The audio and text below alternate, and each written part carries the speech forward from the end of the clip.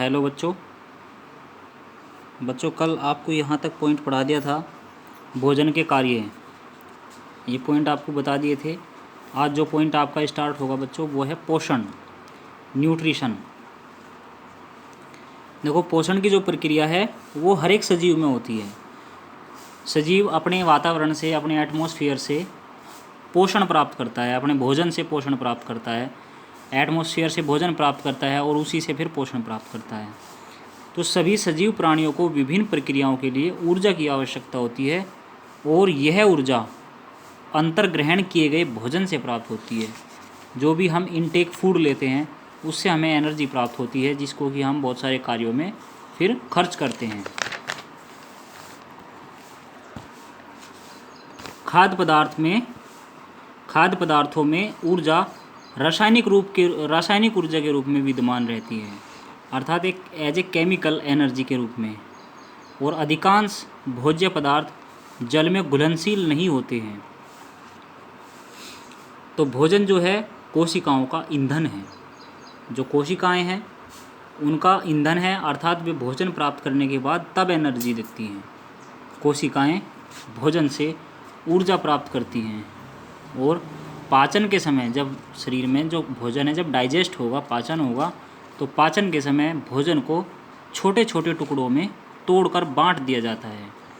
इसके पश्चात भोजन को विभिन्न क्रियाओं के द्वारा घुलनशील अणुओं में बदल दिया जाता है।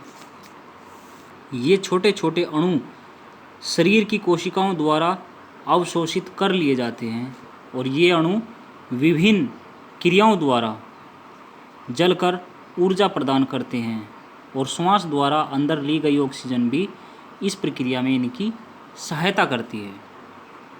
अर्थात भोजन का जब डाइजेशन होता है तो उस प्रोसेस में ऑक्सीजन की भी ज़रूरत पड़ती है, पानी की भी ज़रूरत पड़ती है और भोजन तो होता ही है साथ में, प्लस और भी कई सारे जो ग्लूकोज वगैरह है या जो और भी कई सारे जो सिक्रेशंस हैं उनकी ज़रूरत पड़ती है।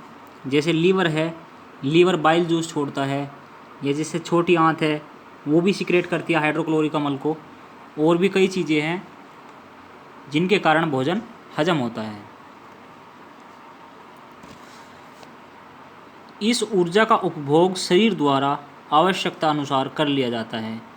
अतिरिक्त ऊर्जा का एक रासायनिक यौगिक के रूप में संग्रहित हो जाती है।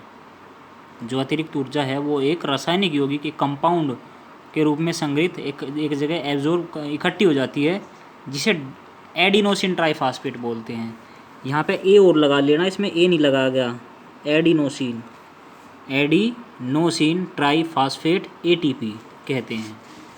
और इस ऊर्जा का प्रयोग आवश्यकता पड़ने पर अन्य जैविक प्रक्रियाओं के लिए किया जाता है। बहुत सारे यूज हैं इसके, जैसे स्टोर हो जाती है। जब हम भोजन खाते हैं तो हमारे शरीर में जो एनर्जी है उस भोजन से मिलती है, जो हमें वो स्टोर हो जाती है और आगे जो हम फिर उसके आधार पर ही पूरा दिन काम करते रहते हैं।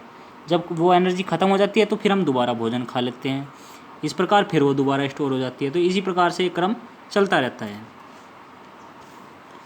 भोजन के जो प्रारंभिक तत्व हैं वे हैं कार्बोहाइड्रेट्स, वसा, विटामिन, प्रोटीन और खनिज तत्व। पौधों और जंतुओं के लिए समान होते हैं। नेक्स्ट पॉइंट है बच्चों पोषण की विधियाँ, टाइप्स ऑफ न्यूट्रिशन। हरे पौधे जो हैं वे अपना भोजन अपने आप बना लेते हैं, स्वयं बना लेते हैं, परंतु जंतु पौधों पर निर्भर रहते हैं।